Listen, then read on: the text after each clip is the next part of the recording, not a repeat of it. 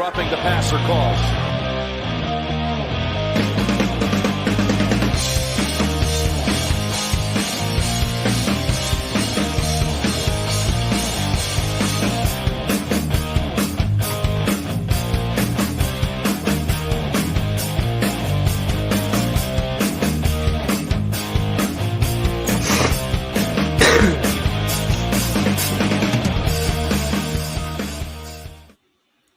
What is up, everybody? Welcome to Roughing the Passer, Week 8 edition. As you can see, Mr. Newman will be here in just a moment.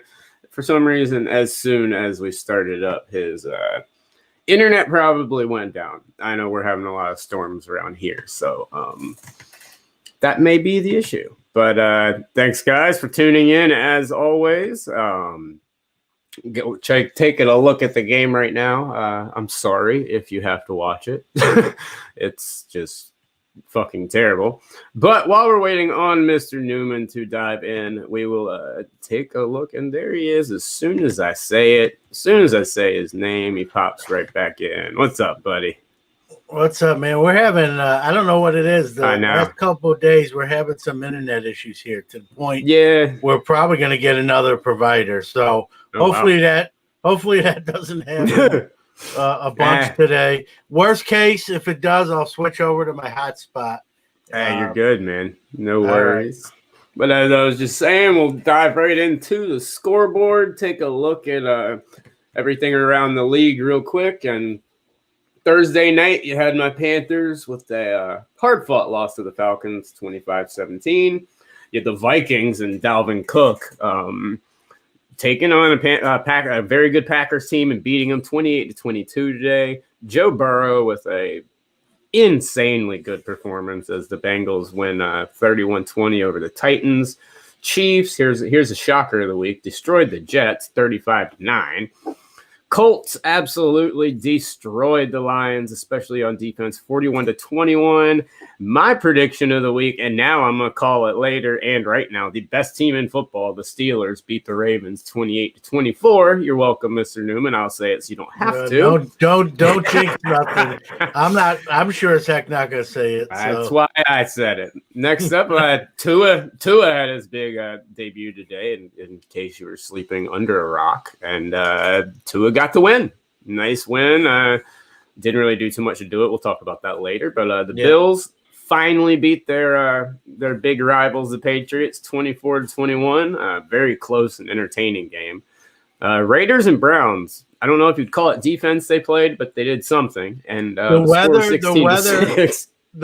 was nasty in Cleveland. The wind was like 50 miles an hour, so they couldn't pass a lot.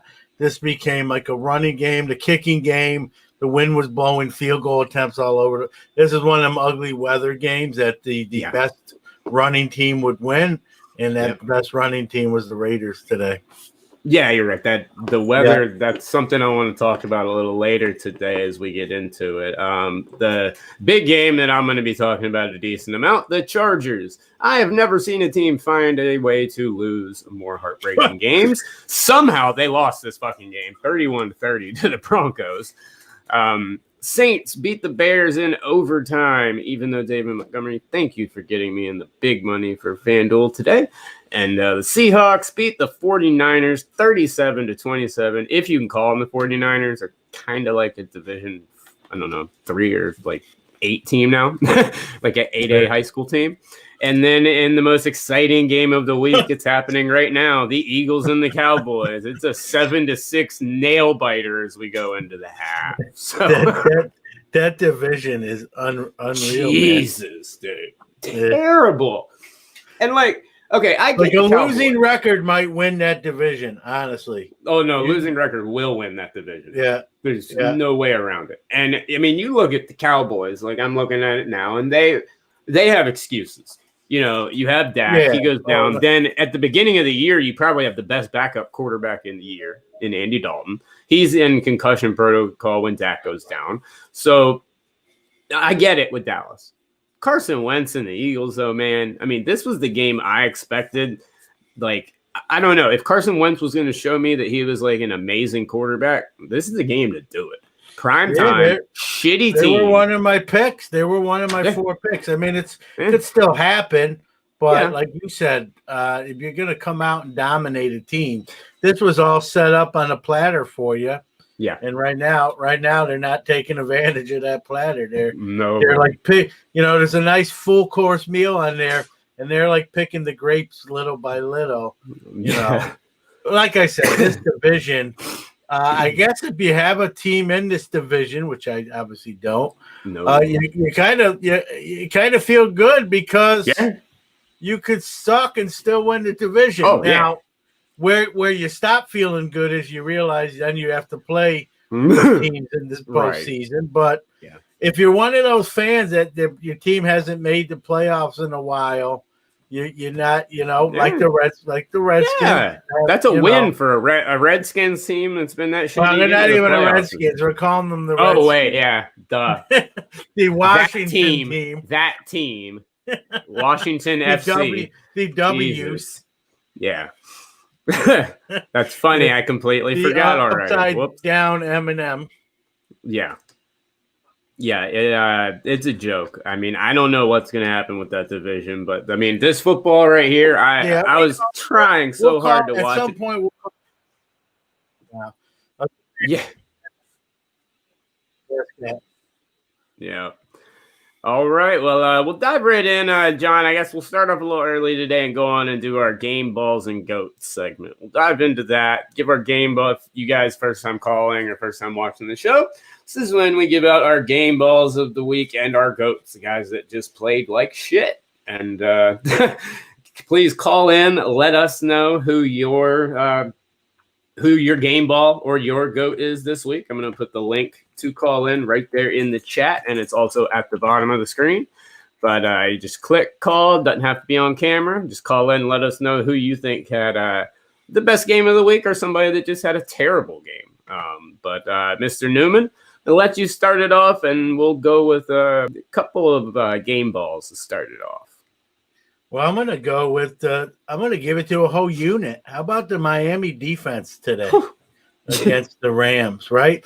I mean, Miami offensively was actually not very good. Devontae Parker, 1 catch for 3 yards, who I really like him, but he had a quiet day. Tua's line was pedestrian, but you got to give him a pass.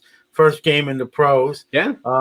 And so Miami's defense won that game. And when we looked at that AFC East before the year started, we talked about it. Is this the year Buffalo passes New England and wins it? Yeah. Which it looks like it's obviously going to be the case. But, we still kind of in our own mind had New England as the second best team in that division. And I don't know if that's true. I will say this. I will say this. I mean, you want to talk about how good that defense is? Look at the stat that's up on the screen right here. Total yards for the Rams, 471 to 145. Passing yards, 340 to 90. 131 to 55 rushing yards. 5 yards a play. 31 to 8 in first downs, and they lose 28 to 17.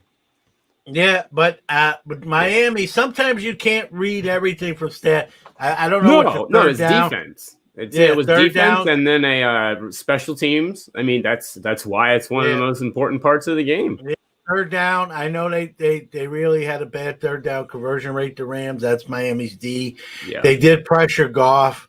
Yep. I wasn't dominating, but they did enough to win the game. Exactly. And it was they took the pressure off Tua.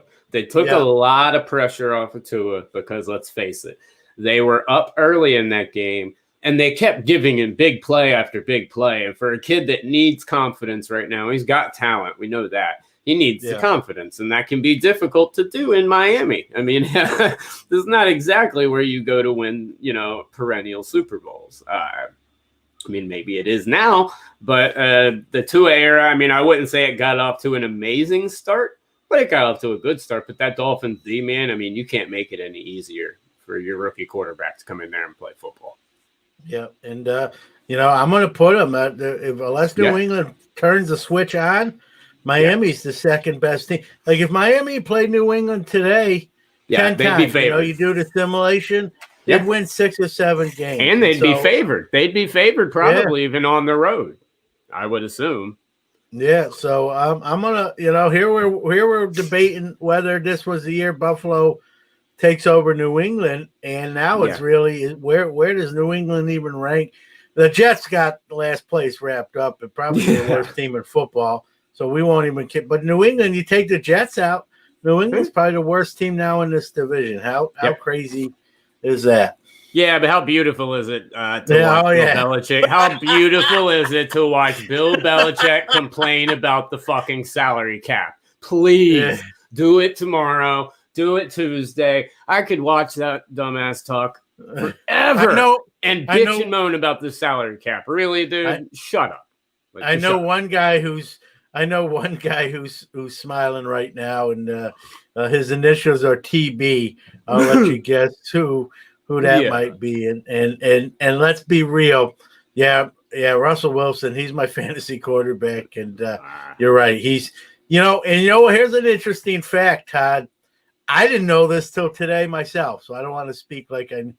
Do you know Russell Wilson has never gotten an MVP vote? Period. Yes. Let alone not winning it. He's never even got a vote, like a first place. Ben Roethlisberger's never got. Now that I get. Roethlisberger's very good. He had a couple of years where you deserve at least one vote. I'll give you that. But neither one of those guys have ever gotten an MVP vote. And I think Russell Wilson, he kind of alluded to, if you read some of it, what he was saying before the season started, he had some vengeance on his mind that he was mad that he didn't win it last year. And he looks like a guy that's going out there. Well, dude, I'm gonna bounce over and continue, and I'll give out my first game ball because he was first on my list, and it's DK Metcalf. While we're talking about Russell, I want to talk about DK because last year on this show we talked about it a lot. I talked about how much I liked him. He started off very slow last year, very quiet, but I kept saying if he can learn to run routes, this dude's gonna be unstoppable, unstoppable. You watch him now, one of the crispest route runners in the league, and if you give him the ball in the open field, it's LeBron-esque. I mean, it's scary. The dude is just too big. It's insane what the two of them, I think, can do together. You add in Tyler Lockett, who can stretch the field and take those safeties away, giving him a lot more running room, and I mean, that's a scary team. Russ has some weapons. They're getting healthy. That's a team that is built to play in shitty weather, which is going to be a theme that's coming up because we're getting to, it's 30 degrees outside with like 50-mile-an-hour winds here. So we're getting to that true football time, that where it's not 78 nice little soft, cushy footballs that are landing in your hands, but bricks that are being thrown at you. I mean, the game changes. And Seattle's one of those battle-tested teams that's gone through that stuff forever. I love Russell Wilson, Todd, and I love DK Metcalf. And he's my first game ball today because that dude, I know Russ gets him the ball, but DK Metcalf is something special, man. Well, think about how Seattle's identity has changed, right? We used to remember him as the Legion of Boom, and their defense won him game. All Russell Wilson had to do, and he was a younger quarterback then, was just be a game manager. Yes. And now that defense is okay, but it ain't what it used to be. And now it's really role reversal. The offense now has to win the games in spite of the defense. And I think Russell likes that. And I think Russ likes it. I do. He's got he's unleashed, and he can kind of improvise, do what he wants. I wouldn't be shocked. I don't know this for 100% certainty, but you know how this goes, Drew. I wouldn't be shocked if Pete Carroll lets him call his own plays a lot of the percentage of the time. I would assume that he's got full check down. I'm sure he has free reign on almost anything, especially after the Super Bowl. If you didn't have it before he blew a Super Bowl, then they definitely gave it to him now. Yeah, and I'd have to put Seattle right now as probably the leader to come out of the NFC. I mean, the NFC, the Saints don't look like they're going to be any kind of big deal. And Green Bay, I don't know what they are. Today they didn't look good against Minnesota. There's another team that you don't know what you're getting. And so to me, when you look at the NFC, San Fran's just a wounded animal that's just limping to the finish line. Yeah. And so it really looks like it's Seattle's NFC championship to lose. And, Dallas is not going to be a threat. No one in this division of this game right here, NFC East, is going to contend. I mean, I think Tampa maybe Tampa could. I think you're looking at right now Tampa Bay, Seattle in the NFC Championship game. Yeah, and then after that, honestly, after those two teams, there's actually a considerable drop off, and so a big drop off. Yeah, so I mean, I think that's almost the safest bet. Like if it's not Tampa Bay and Seattle in that last game, again, a lot of it depends on seedings and when they have to play each other. Injuries. So that's a fact. Yeah. But if they're not the 1 and 2 seed and don't play each other until the NFC Championship, I'd be shocked because you might have thought the Saints before the year started, but Breeze, he's already announced this is his last year. Probably a good thing. It needs to be. It needs to be. Even if he didn't, the Saints would make it his last year. They'd make the decision for him. He does not look. And I mean, I'm not trying to pick on the guy. He's 40-something years old, but he's starting to look the part where and last year he started to, and this year is just a continuation of that deterioration. And so they're going to make the playoffs, I believe, but I don't view them as a real threat. Let's put it that way. So yeah. No, I agree. Drew Brees looks older every single game, dude. I mean, and as someone that's watched his whole career, had to play him, twice a year, every single year since he's been in the league. I know when he's getting old, and that man just is not. He's not the same person he once was, and I have no faith in them whatsoever to get by in the NFC. I think you've definitely got to take right now Seattle because, like Todd says, you never know about Green Bay or Minnesota. Chicago, I don't even want to talk about. I mean, and that's a good. Chicago has a damn good record. That's one of the better teams, and I think they're a joke. And so it's very interesting to me right now because I don't know if we're just going to have. I don't know if that's a byproduct of no training camp, what it is, if it's just a league of parity, what. But there's a lot of football teams, man, that are just not good. They should be, but they're not. Yeah, I mean, Green Bay, I was starting to believe in them, and then they go and play. They lose today. Minnesota look like they're done. They go and win today. Yeah. It's just so many Jekyll and Hyde teams. With a team we didn't even talk about that has a winning record, but it probably shows what both me and you really think of them at the end of the day. The Chicago Bears. I know they might win that division or make the playoffs, but I don't view them as a threat. They're not offensively. They're not very strong, and defensively is their strong suit. But as good as their defense is, I don't think their offense can score enough points to win those games anyway. And so, they're probably the worst 5-3 team in the league. And so, there's teams that have worser records than them that are probably better head to head. And so, again, NFC, I think it's Seattle's Tampa Bay's to lose or win, if they play each other. So absolutely. All right, well, we'll get back into our game balls and goats yet again. We're still on game balls, so John, I'll toss it back over to you. Who's your other game ball for the day, my man? Well, I'll give it to. I mean, you mentioned we talked about the game a little bit just now. It's Dalvin Cook looking like the running back he can be. The problem with him, he just can't stay healthy.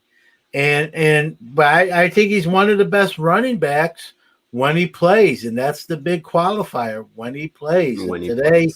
Today he shows you he can literally carry you on offense. And Kirk Cousins did not play well today, and they beat the Green Bay Packers. And Aaron Rodgers actually played very good, 3 touchdowns, almost 300 yards, no picks. It wasn't like Aaron Rodgers. It wasn't like it was an Aaron Rodgers bad day. It was an Aaron Rodgers pretty good day. Kirk Cousins did not play well, and Dalvin Cook just said, "Hey, I'm gonna win this thing by myself. Let's go." Yeah. And when he plays, he's one of the best running backs in the league. But the problem is, and we know this from the card aspect too. Yeah. Every year it seems like he misses 2 to 4 games, if not more. Yeah. And so he's an elite running back, but he's not getting that recognition because he can't put it together for a whole year. And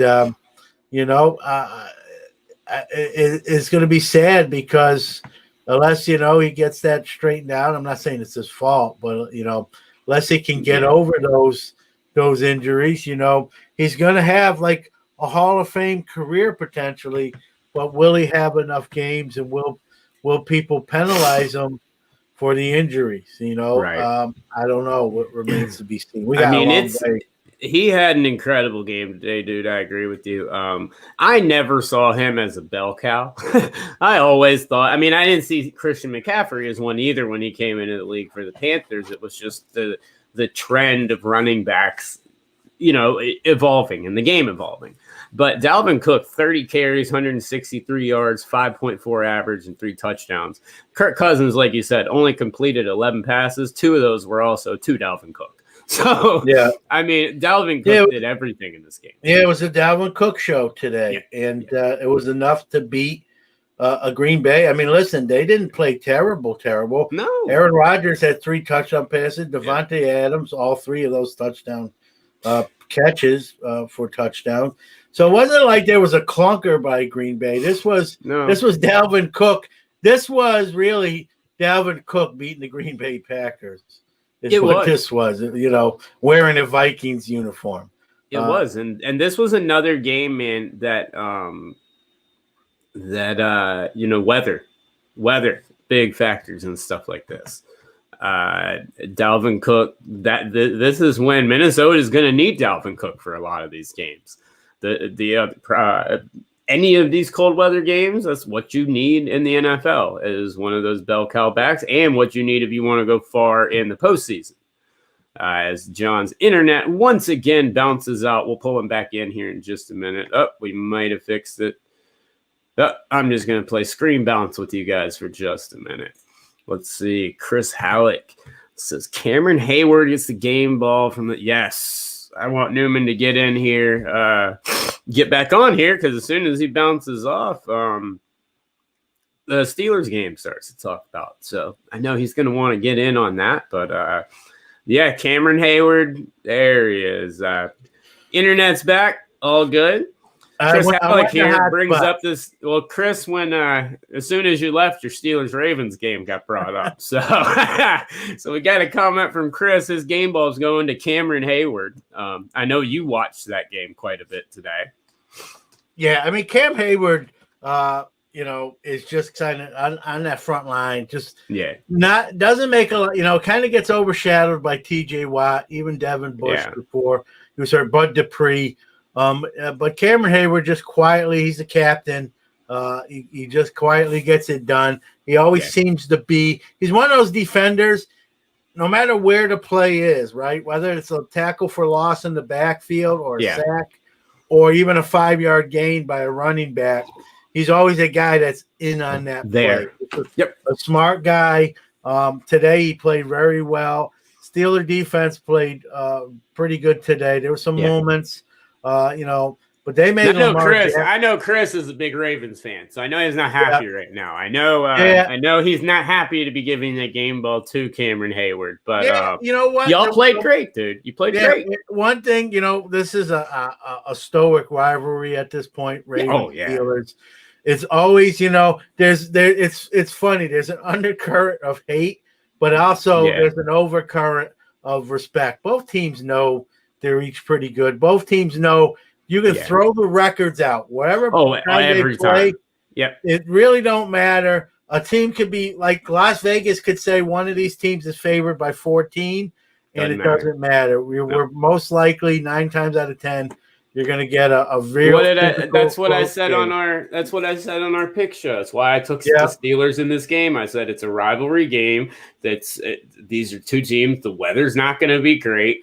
rivalry game. I mean, it's always close. It's very rare that one of these teams blows each other out of the water. And Minnesota is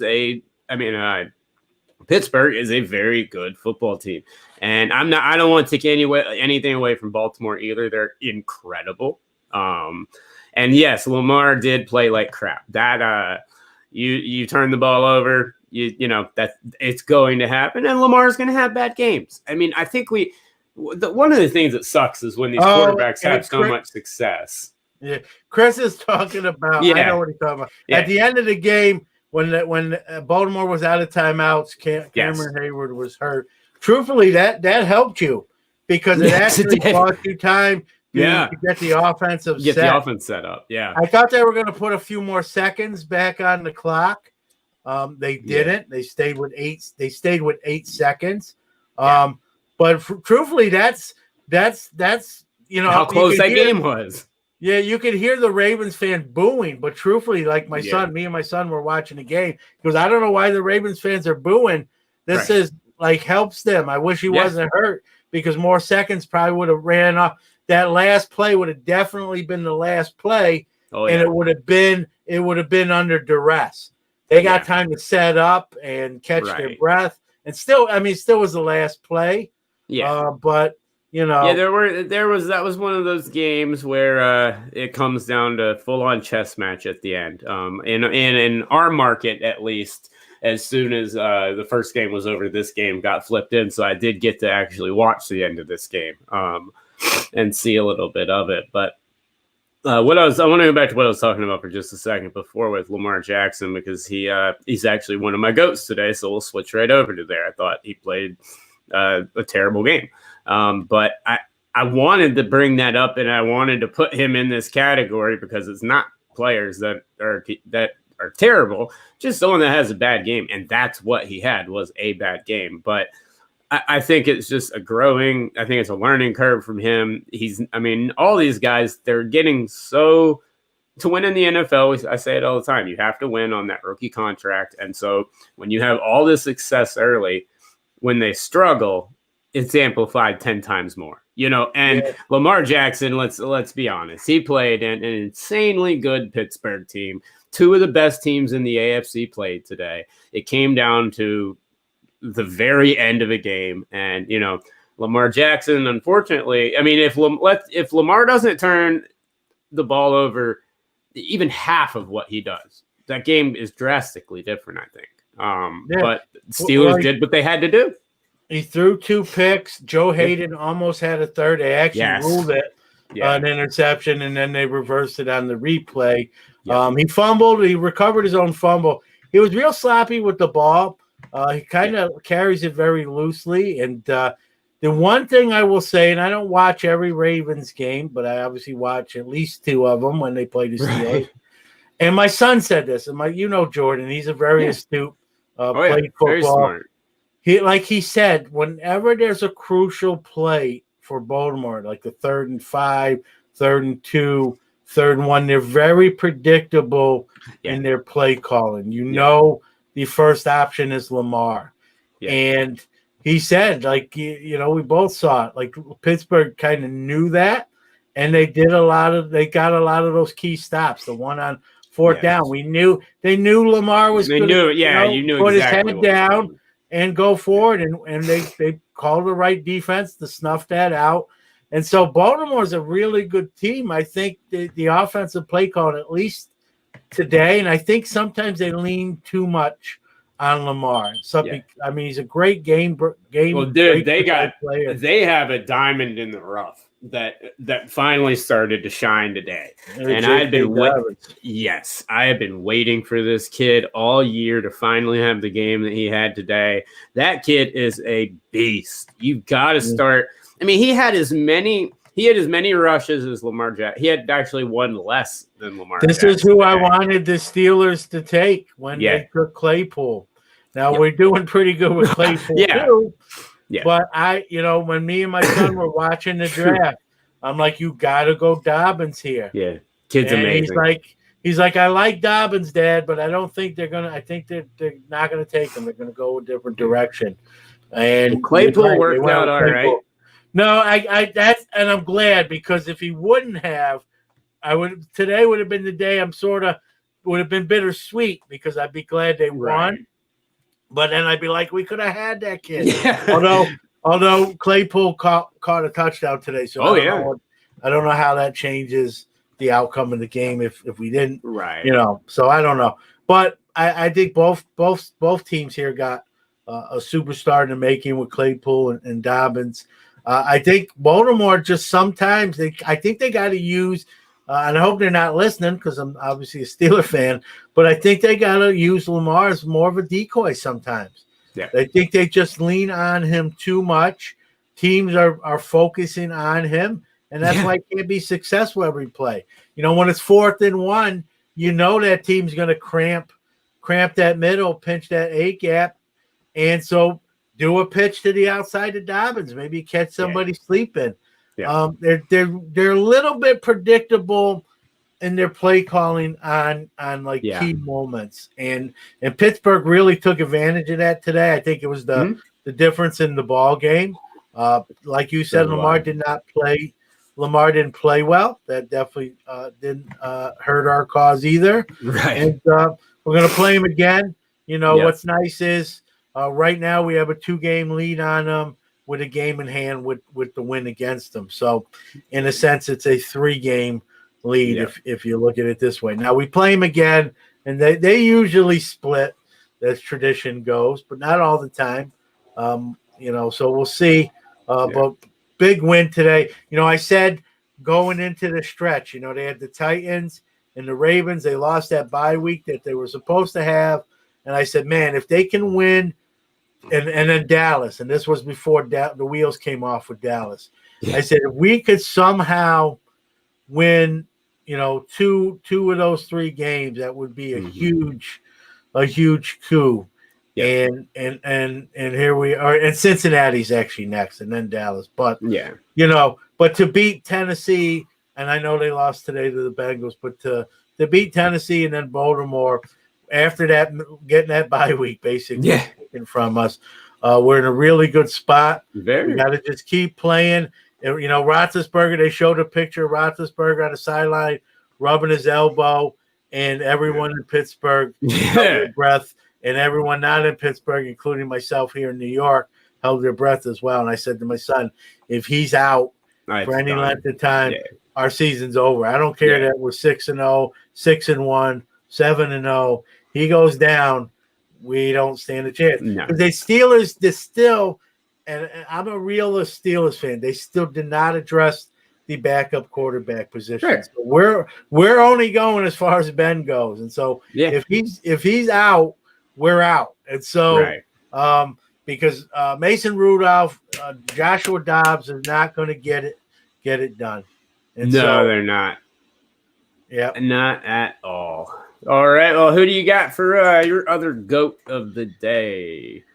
My GOAT, I'm going with a whole division position. All right. We're going AFC East quarterback play today. Yes. Was terrible. Darnold, terrible. Josh Allen played terrible. I know someone had to win that game, but he was terrible. Yes, so was Cam Newton again. I'm going to sound like Charles Barkley. Terrible.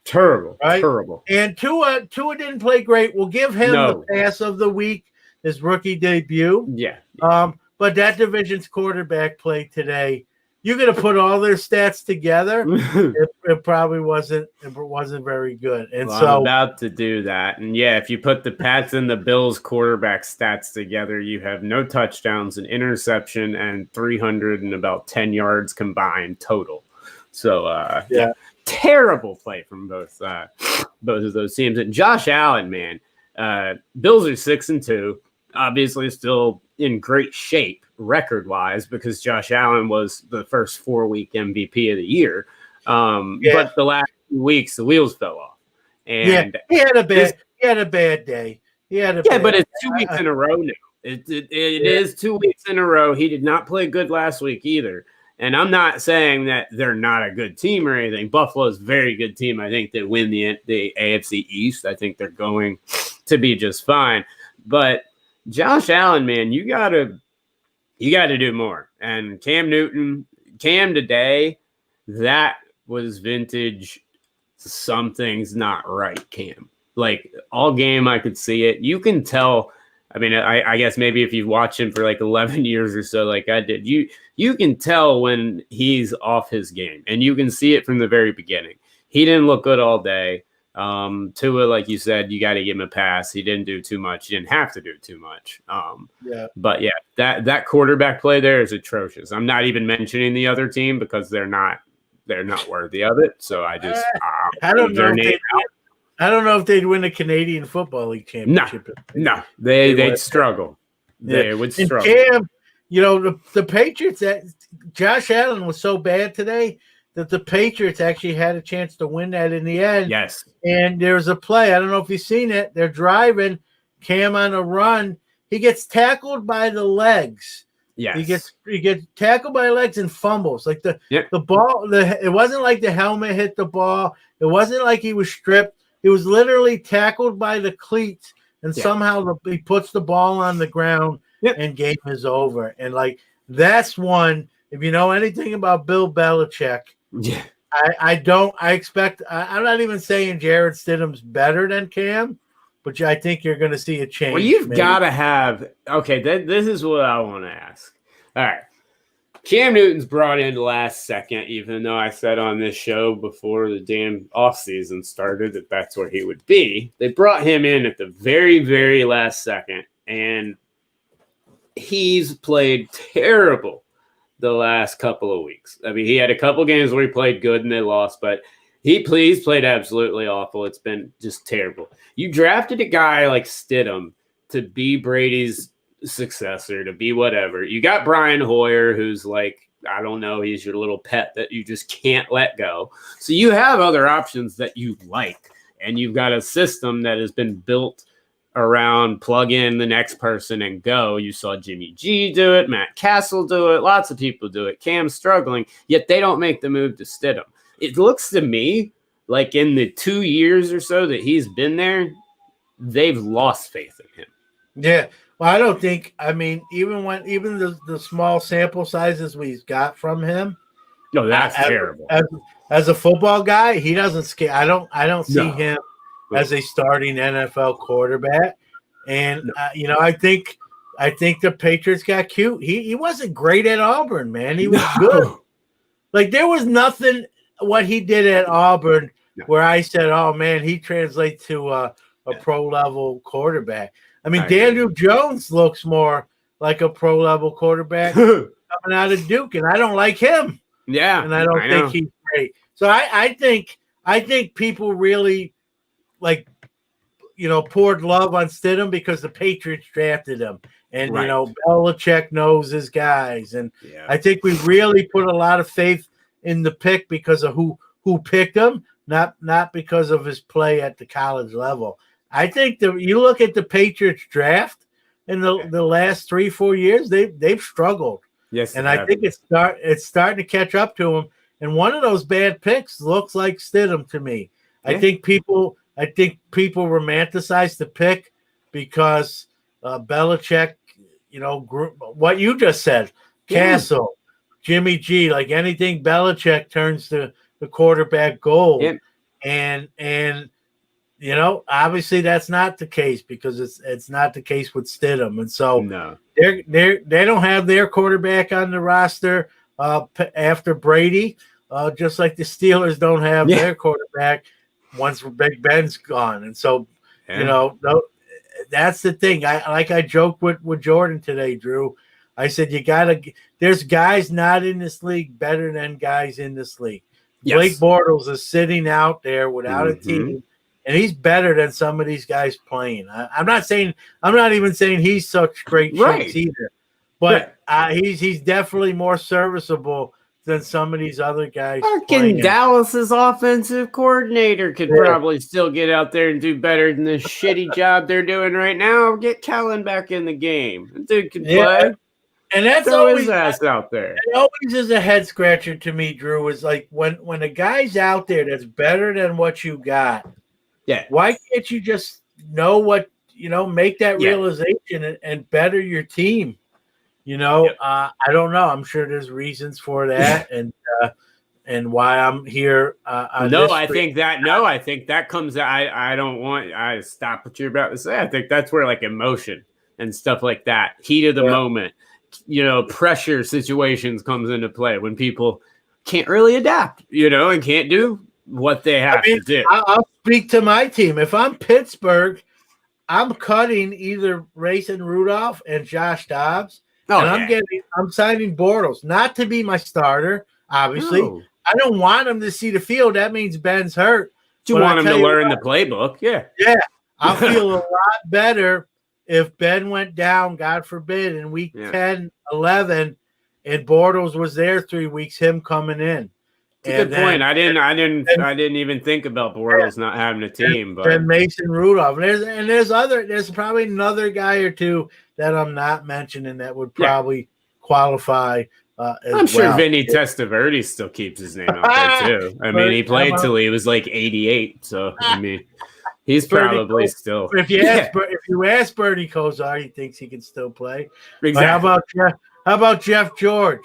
And take your pick. The sad thing is, Drew Brees, if you don't watch out, it's going to get caught up in that same shit. And I don't, even though he is a Saint and I'm not a fan of him at all, I don't want to see his career go down. I don't want to see him play him when he's old. But moving on now. So those are our game balls and goats for the week, guys. Please call in if you let us know who your game ball and goat of the week is. But John, we got about 15, 18 minutes or so left. So before we get into shit whip of the week, run around a couple of other games today. And there's something I wanted to touch on for just a minute. Sure.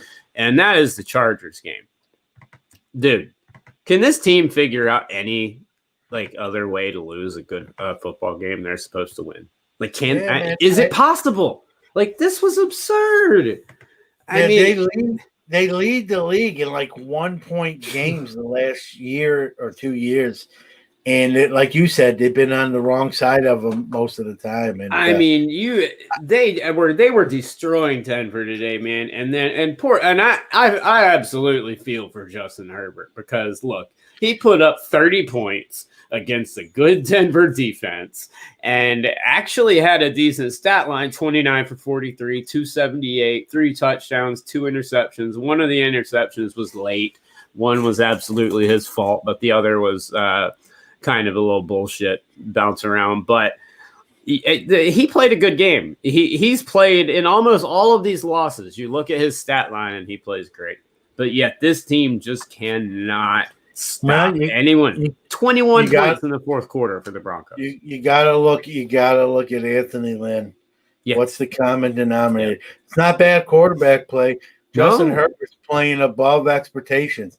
I mean, if you remember just 3-4 weeks ago, he was only playing till Tyrod was healthy. Yes. And we don't even hear – the only time we hear Tyrod now is when they're talking about NASCAR racing. Right. with Tyrods, right? He gets a little camera time when you pan over to the clipboard. You got to fill that 5-10 seconds. Herbert was only playing until he was healthy. Yep. And that I think we see now that the Justin Herbert era has begun. Yeah. I think the problem is there that I don't know him very well, but you got to look at coaching when you blow these leads. It's the same thing we talked about with the Atlanta Falcons, right?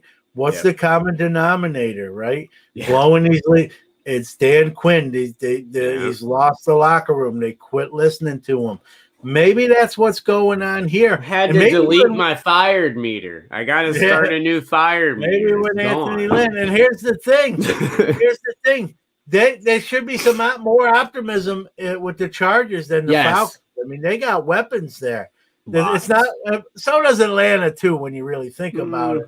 But I think what happens here is the coach.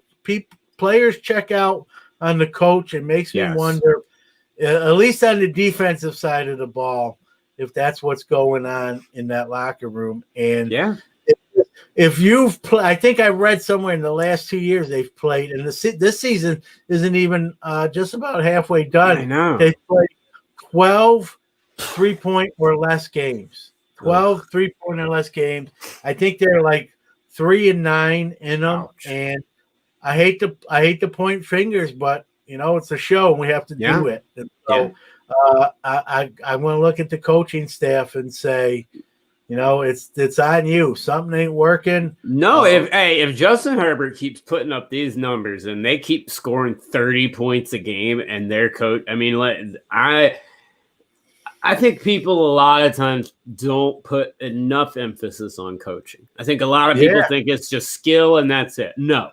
And this is where I look at these games right here when you're up big, 21 unanswered points in the fourth quarter by a team that's led by Drew fucking Lock. Are you kidding me? Like, this is something where a good coach should be able to get his team ready to pounce and just put the foot on the throat and stomp them out. But week after week, you shouldn't even have to say that in a division game. A division game is a whole lot like you don't stop trying in a division game. You think the Steelers and the Ravens, when one's up, they take the foot off the gas. Right. They're trying to run the team out of the gym. Yeah. And so the fact that this happens in a division game makes it to me even worse. Yes, exactly. And let's be real, like you just touched on, Denver's offense shouldn't scare anybody. No. Drew Lock is a prospect quarterback, but he's not there yet. They got Jerry Jeudy. Cortland Sutton's hurt. Noah Fant is a very good tight end and getting better. But I don't care any way you slice that. You give up that kind of lead that late, something ain't right. Something ain't right. It's not like it wasn't like they did it to the Chiefs. That would even be bad, but at least that would make more sense. A high-powered scoring offense. The Chiefs, Patrick Mahomes got hot, and that was the end of the game. Right, but Drew Lock, Drew Lock, Jerry Jeudy. I don't know who the running back is. Melvin Gordon's still drunk. So like that shouldn't happen. A division game against a medium, middle of the road type of team. You know what I mean? I got to look at coaching, and if I'm, I don't know if the Spanos still own the Chargers. I think they do. I think so. I'm looking at Anthony Lynn and saying, man, we got pieces in play here, but we're losing opportunities, and maybe we have the right pieces in certain spots, and maybe not the right ones on the coaching staff. And so, if I'm them, I'm looking. Maybe even at the college ranks, we see what your guy in Carolina, Matt Rule's doing. Yeah. I'm maybe thinking like that. Maybe we go and get someone for, we see now in Arizona with Cliff Kingsbury. So if I'm San Diego, I'm looking at maybe the college ranks and getting a hot prospect coach. I think at the end of the day, when you have to look yourself in the mirror, I think you got to honestly say, man, Anthony Lynn might be a good coach, but he's probably not a very good coach. And so, and that's the difference. There's a big tier difference between good and very good. And and so I think I'm right there. Right there with you. Anthony Lynn, I think, especially when you have I'll keep repeating it. This league, you want to win now, you get a young quarterback, you win on that rookie contract. You better have the coach around Justin Herbert. That's going to take him there because he's obviously showing you he can win you football games. I mean, he's not the one that allows 21 points in the fourth quarter. And did they get Anthony Lynn from Denver? Wasn't he like the So here he is against his former team. Like the one, I mean, if there's a team you don't want this to happen to you, like this team, right? You're probably in play there. Come on, man, let's go. Right? And yet it happens against his former ball club. I will say welcome to the NFL, KJ Hamler. That was awesome. Game-winning touchdown grab was incredible. So congratulations on that one.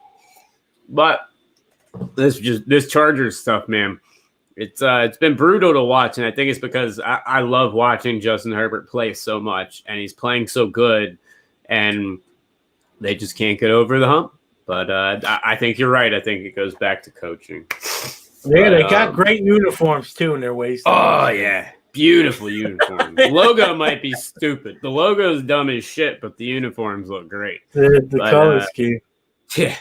All right. Well, before it is, guys, about 9 minutes left. So, of course, it is time for one of my favorite segments, at least, of the week. And that is the shit whip of the week. And, John, today I was kind of disappointed. There weren't too many big hits. I was disappointed. I was going, normally I have to go through 7 or 8 and figure out normally, let's be real. Normally, you got Pittsburgh and Baltimore playing each other. You got usually got 6 candidates. Yes, from that game. It was actually a pretty tame game. Yes. So as far as hitting goes, absolutely. So having said that, my shit whip of the week this week is actually not a play at all, but what they decided to do after the play, and my favorite thing in pro football. Right here. Let's watch the tape. Shit if it'll play. After the play's over, but boom! Boom! Watch it jump on him, tackle. I love this shit. I love watching a wide receiver or a corner throw a punch at a man with a fucking helmet on. And watch him think about it. The second punch, he's like, nope, open hand. Yep, open hand. He threw that first one, realized he probably broke his hand. The guy got jumping. Yeah. This looks like WWE. Exactly. Watch. I guarantee you, he hurts his fucking knuckle on the first one. He's like, nope, open-handed slap. There you go. Okay. My favorite part, I love it. I just seen this for the first time when you showed it. Oh, okay. But show it again. My favorite part is watch the Saints receiver or the running. Look, it just looks like right there. Like, what the fuck are you doing? Because the number one, it doesn't hurt him, and he looks at him as if to say, "Dude, are you kidding?" I know. Watch again. Watch him after he gets hit. Bitch, come on, stop. Right there, it doesn't even dodge the punch. He's like, "I got a helmet on, dude." Exactly. It's my favorite thing in sports. I will always put these up as a shit whip of the week because this shit cracks me up.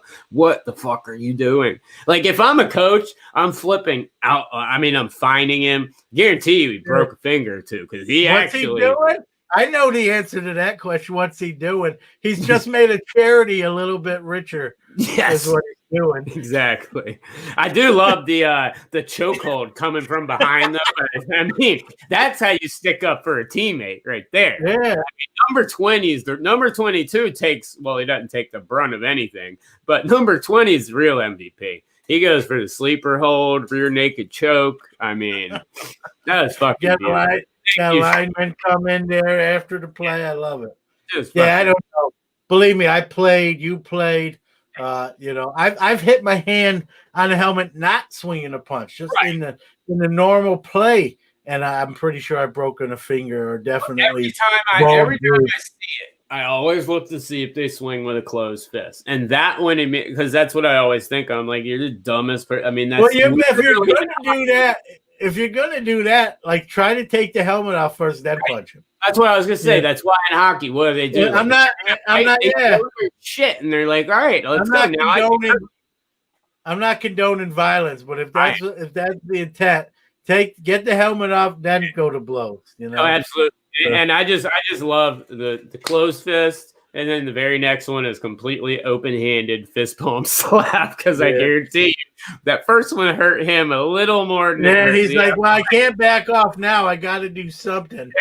Yep. I can't walk away now. I'm already in too deep. So it went, like you said, he went open fist and then get closer.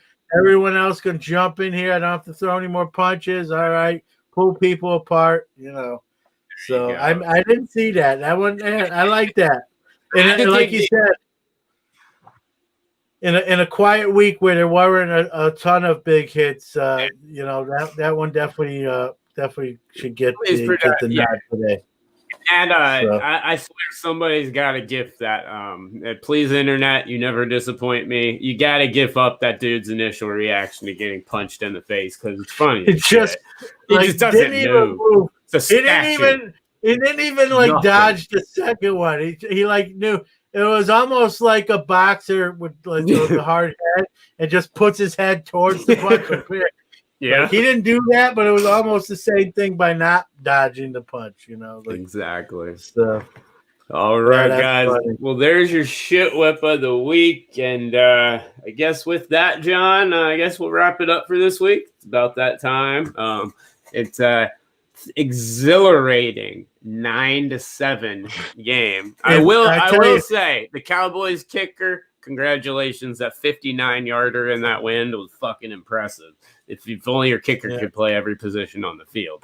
And if Wentz is trying to quiet the people who are saying he shouldn't be starting no more, he's doing a really poor job of it. And I've always been sort of a supporter of him, but he's really making it hard for us to continue that. Like you said, when you looked at this game, when I saw the line on this game, Drew, like I said in my pick segment, I'm like, man, 3 points. What are I'm you taking doing? This 8 days to Sunday. Exactly. And apparently Las Vegas knows more than me. Now, again, there's still 18 minutes left in this game. Yeah. But you know what? Even if Philadelphia runs away with this at the end, it's just a poor showing for almost 3 quarters. I was about to say, you win this. If they win this game by 2 or 3 points, I'm not impressed. Yeah. No. I mean, this division is just – everyone is still in the running for first place, and that should tell you. Yeah. That should tell you all you need to know, because I think it's probably the only division where the last place team can still win the division. I think you look at all these other divisions, whoever the last place team is, they're not going to win the division, and they not in this division. You can go from first to last, and from last to first in the same week, depending on how the games. I can't wait to see a 3-13 playoff team. No, it's probably going to be like 6-10. Yeah, 6-10, 7-9. It's expanded too. Remember, so 7-9 probably wins this division. Oh, 7-9's a miracle for half of those teams. But we're laughing at it, but it's sort of sad. It is. It is. I mean, I don't know. That Philly seems to be driving now. Maybe Wentz can hear me. It looks like Philly might actually score here, and there's a touchdown. Yep. So Philly's got the lead now. With that, guys, we will stop calling this game because I'm sure Joe Buck or whoever the fuck is talking at night is probably more entertaining. So we will wrap up this week of Roughing the Passer. John, as always, my brother, it is a pleasure. And congratulations, by the way. It was a pleasure coming on your 100th episode of Sports Card Nation. So congratulations on that, my friend. Thank you, man. That was awesome. A lot of fun. It went well. I made like 1 or 2 mistakes, and other than that, it was pretty good, and got a lot of feedback on it. And maybe we'll do a live one every once in a blue moon or something, So. Well, we got a couple of surprises in the works, but guys, we will have our picks like always here for you on Friday. You might want to check them out and actually start putting some money on them, because both of our records are solid this year, man. Yeah, I've been struggling though. I've been sputtering the last couple weeks. This week, I lost the Buffalo game. I won the Seattle one. I'm winning the Philly one now. And so if this score holds and Tampa Bay runs the Giants out of the gym like I predicted, I'll be 3-1. But if they don't, I could be 2-2. So regardless, we're still way over 500 and a lot better than a lot of those stupid analysts on other networks. The show might have to just convert.